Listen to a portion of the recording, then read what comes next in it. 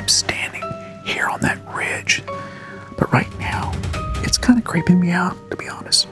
Oh, whoa. It looks like red eyes.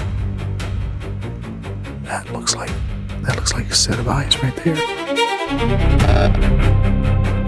My name is Dr. Lance Hightower. I investigate Sasquatch and dogmen. I've come to the UK to investigate strange phenomena, including some incredible Bigfoot sightings. Well, that's intriguing. Are they really there? While on my journey, you'll be seeing Britain through my eyes, with its traditions, history. This is so cool here. And strange ways. To join me on my journey, like and subscribe.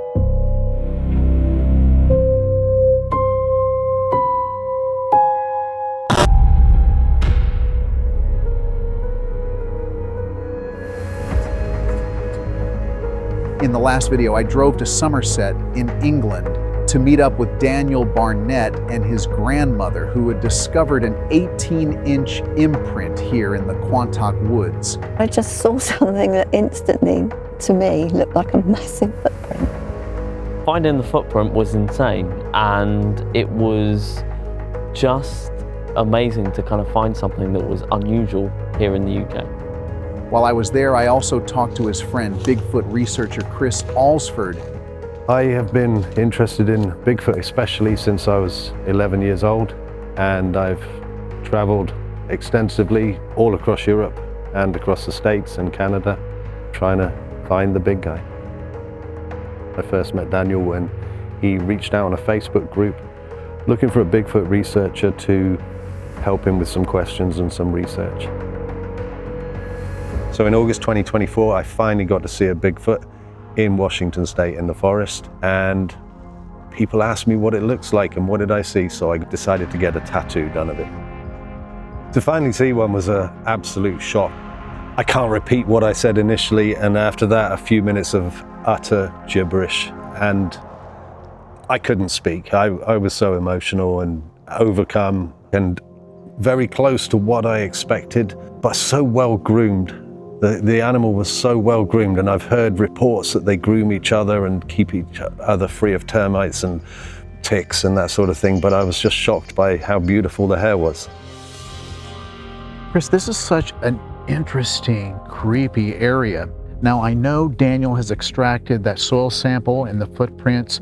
Has there been any other evidence you've uncovered around here? Yeah, so there's a young man, 10-year-old boy called Jet Jackson, and he wanted to mimic what Daniel's done. He asked Daniel for advice, and Daniel said, get out in the forest, take videos. This is exactly what he was doing with his family, and I will play this for you. Now you need to watch in the background. This is my first night time in the woods, guys, so don't judge me. I'd normally come at Pidge on a day, and I've never really been up here at night. It's just loads of activity, and that shadow figure you're just seeing up there has just got my heart beating really fast. So, just a bit nervous, guys. Luckily, there's still some light, so at least it's not pitch black. Otherwise, I'll be out of here in a wink of an eye. Let's just keep moving, yeah? Come on.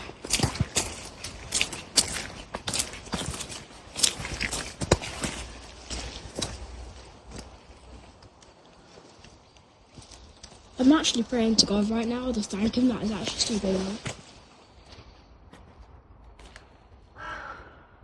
You can see him clear from here. Can?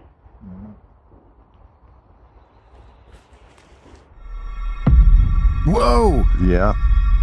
I saw it. That was incredible. And we've been back there, and those two trees are 2 meters or 6 feet apart. What I just saw in just a split second is you see two arms extended like they're just sliding down poles, and then what I saw is this head, and you can see the daylight between the tree and the torso.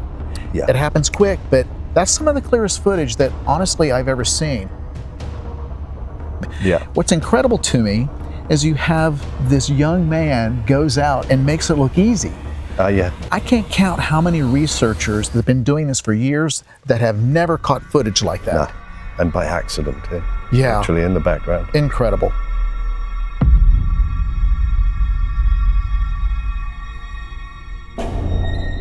This is a one-off. I've never seen anything like this, not in this country or any other. So what do you think of that? My mind wants to go to some type of a monkey or ape, like, I mean, let's just say it, like a Sasquatch. Yeah, yeah. That's where my mind goes, because what would a man be doing in the tree like that? I mean, just happenstance? I would like to see a man holding his own body weight and sliding down 2 trees in the forest like that. It's not a man. Exactly. Chris, you know this forest here. I'm going to be doing my own investigation. Is there any tips you can give me, or any warnings or anything like that I should be aware of? Yeah, there's something. We were filming at night and we had an infrared camera on, and a bird gave an alarm call about 100 meters away from us, and 3 deer were spooked and ran away from that alarm call and towards us. And there was a group of 10 of us. It was quite unique that the deer felt safer running towards the group of humans before heading off out of the valley that we were in. But Interesting. if you head over there, we're getting to that time of night now where the crows are coming home to roost. You can hear them. They will make a noise when you get there. If you settle down, they'll become comfortable with you. But if any predators come near you, they will kick off and give you an early warning.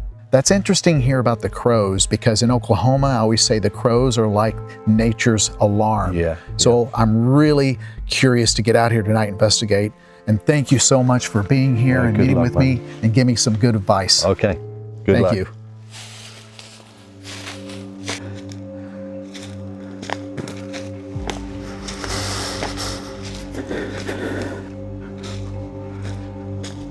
Here it is. This is where Daniel found that print. So what I want to do is put a camera close here, because researchers, when they find Sasquatch prints, they tend to follow the same area and path. That's what I want to do. So I'm going to look for a tree, and that looks like the best one to use. So I think that's what I'm going to do right now, is put up a game camera just off this trail. Yeah, this is an excellent tree. Okay.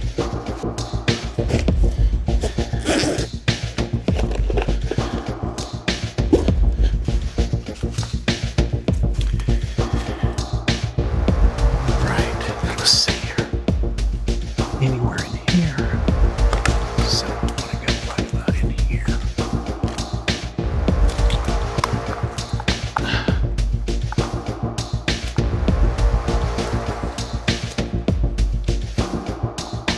This is an excellent place for this camera here.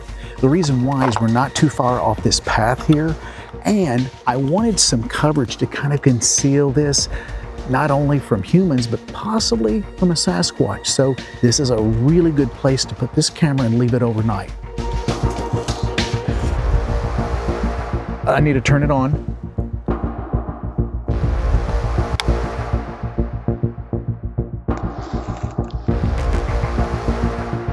What I want to do is I want to walk to the side here to test it. So, because this is what we're really looking for.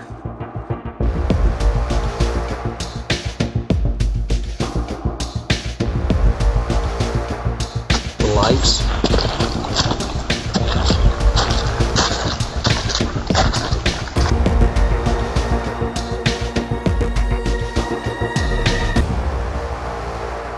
I'm standing here on that ridge that Daniel found that print. It's not too far, but right now it's kind of creeping me out, to be honest. I'm looking down into this slope and I can't see a darn thing. There's a little bit of light back here behind me, but not much. And everything earlier, all the sounds, nature sounds was going on, but now everything's just dead quiet. And I have to say, this is one of those first for me, because here I'm in the woods I'm unfamiliar with. It's dark and I don't have a firearm on me or a knife. So I gotta use my wits about myself. Listen, stop, see if there's anything that moves with me, and then start walking again, kind of the stalk stop, stop, stop, stop. But right now, if there was anything moving around, I definitely could hear it, and I don't hear anything yet. So I'm definitely going to be on high alert. Just pay attention from here on out. Everyone be quiet. What's that? What's that? Turn it your light. Turn it your light. Look, what's that? Turn it your light. Turn it your light. What's that? What's that there? Oh. I don't know what that is. I see it. Oh, I see it. I see it. Oh, whoa. It looks like it. It looks like red eyes. That looks like a set of eyes right there. Yeah, I see it.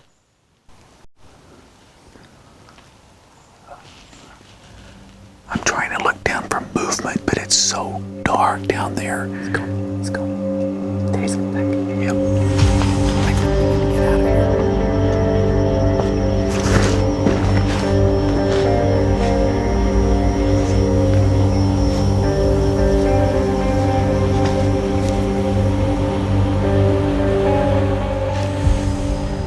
It's been very interesting today and eye-opening actually for me, getting to meet Daniel, seeing where he found that print, how he extracted that soil sample from the print and other prints, and meeting Chris and watching that video. The video was very striking to me. I've never seen a video like that clear.